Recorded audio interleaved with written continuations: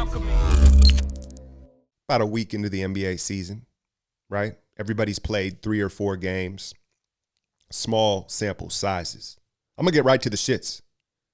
Are the Warriors really this bad? Yo, are we really like it? The first 2 games, it looked like we weren't even putting out an NBA product. It didn't even look like an NBA team. It was shocking, man. It had me floored, man. It was wild to see. But there's some context to this, as always. The Clippers, arguably the best team in the league from the jump, right? I think that, and then OKC, another team that's not expected to be great, but a good defensive team, particularly maybe not a great matchup for this Warriors team. But let's address Draymond, Steph, and Steve Kerr, right? It starts at the top. It starts with the head of the snake. Is that a pause? I don't know. Look, these 2 dudes, and I'll throw Kerr into this as well. We got to give them a little time to adjust their mindset, right? Because all of a sudden, they're not playing for keeps. There's going to be nights that it's not about winning. And, you know, as a youth coach, you find yourself in these situations way more than you'd like, right? Because there's not as much parity. Sometimes you're down 40. Sometimes you're up 40. And what you do with your team is you play the game within the game. You find little wins. You find a reason to keep playing hard. And I think both Steph and Draymond, they have to take a different mindset. It's not all about the end game. Play the game within the game. So Steph overall is going to have to be a little more selfish and shoot a little more shots just given the roster, right? But if it's a night where you're up against Milwaukee or Philadelphia or one of these teams, the Clippers, and they're blowing the gates off you, go for 50. Play the game within the game. Obviously, that's not something Draymond's going to look to do, but with Draymond's game within the game is, hey, go shut AD down for a half. Tonight, go shut Devin Booker down. And that's, you know, he's not going to be on Booker, but you know what I'm saying. Play the game within the game with these guys. Steve Kerr, we're going to find out a lot about Steve Kerr this year, right? And he was taking the approach of, you know, these guys have been praised. We love their honesty, right? But honesty works so much better when it's a team full of all-stars and veterans. I don't know if you can use such blunt honesty when you're dealing with a bunch of 22 and 23-year-olds, right? They need to be finessed. They need to be built up. Now, they looked a lot better against New Orleans, but New Orleans was completely depleted. No Favors, no Zion, no Drew Holiday. JJ Redick, boy, if you watch the breakdown, I said Redick's done. He's spent. That was a misstep by them. He's a basketball player, a jump shooter who gets great elevation on his jump shot, kind of like Ray Allen, right? And you watch him coming off the screens. He's not getting the same pop, same elevation. And a guy like that, it happens overnight, right? So they come out, and I think the positive thing is you look at the young guys and you say, what's the DNA? What's the personality of this team moving forward? It's going to take a while to figure out, right? But clearly it's not going to be the same as what it was. But I think if you look at Jordan Poole, you look at Eric Pascal, right? They play with a lot of energy, as they should. They're young guys. But then you even go to the bench and you look at these guys who are fighting to stay in the NBA, and an Amari Spellman and Marquise Chris, right? They are kind of energy and hustle guys. And then Glenn Robinson's a full-on effort guy. So if you look at the young players' personalities, kind of their DNA as basketball players, we've got a lot of effort guys. And so I think that's something that perhaps the Warriors can hang their hat on moving forward as an identity. We don't have the talent anymore. And we know that's in Draymond's DNA as well, to be a hustle and effort guy. We're going to have to play harder than teams every night. And it's still not going to translate to a ton of wins. But if they stay relatively healthy and hang their hat on effort and playing harder than everybody each night, then I think the Warriors can still compete in the West for a playoff spot, right? Things have quite changed, right? Just saying that right now. Let's talk a little bit about DLO. Look, man, he's a different type of dude. And people have kind of told me, hey, Alk, and some of my patrons are like, hey, Alk, man, this is we got to get used to him, right? And everybody's got to get used to each other. And you're right. And just the way he plays. And we've talked about his pace.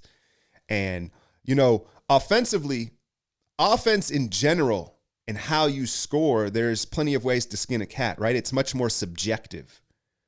But defense is defense, right? You either stay in front of your guy, you either try hard or you don't. And that's obviously where DLO's lacking. And his timing is very interesting as a player overall, but he's got good timing. He has the ability to play the passing lanes, right?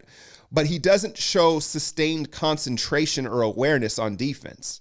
And if you watch him, particularly when he's closing out on a shooter, there's just no effort. It's a whole bunch of fake effort, man, and it burns my soul, man, to watch, because it's like, you're young, you're a max dude, show some effort, at least in the first week of the season. And then also, if you see him whenever he gets beat, there's no recovering. It's like, oh, I'm beat, that's it, I'm not even going to try, right? So that's troubling, man. But the reality of the situation is, with D'Angelo Russell, we talk about an asset, acquiring an asset, something for nothing. We were losing KD for nothing, right? Okay, fine. But in an ideal world, D'Angelo Russell is like your Lou Williams. He's your third guard. He comes off the bench. That way he doesn't disrupt your system or your offense, and you just run pick and roll with him and let him ISO and do his thing, right? And that would be ideal, right? The problem is, he's not getting paid like Lou will. He's all of a sudden a max player.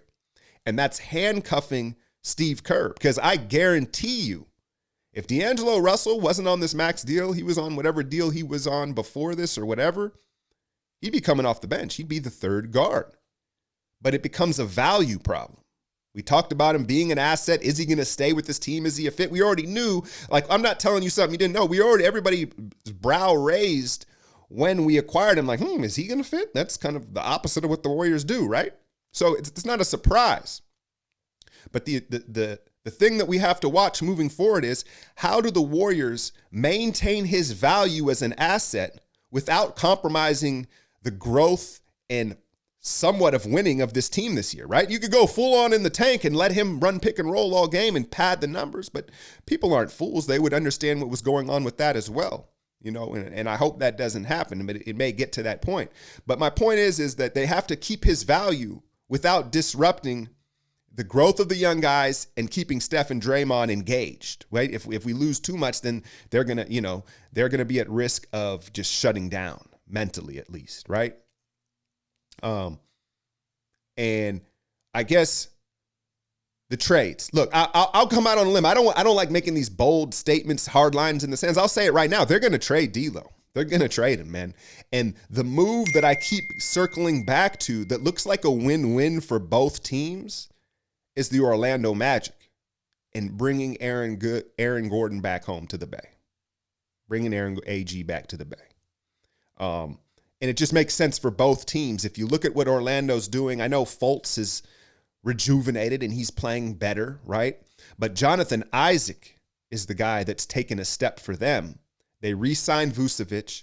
They drafted Mobamba last year, right? So the jury's still out on him, obviously. But they're overloaded in the front court, and Aaron Gordon hasn't been that productive for them thus far. They've long flirted with D'Lo whenever he's been available, right? And so they've been interested in him, and it just seems to make sense, because then you bring Aaron Gordon back home, and he can fill kind of that Iguodala role, but as a forward/center. Right? And he'll never have the IQ of Andre or the intangibles. The experience is experience. You only get it by getting it, right? But he's in that mold of a versatile, he's bigger, right? He's a forward, but that versatile guy who's going to finish plays, run the floor, very switchable, and he would immediately make this defense look a lot more formidable. So keep an eye on what's going on in Orlando, and I'm looking at their box scores and just seeing what he's doing. I know it's super early to say that, and all these teams have to posture right now to maintain value, but I'm telling you, I don't think he's going to be in a Warrior jersey for long. I've been winning so long, it's like Alchemy.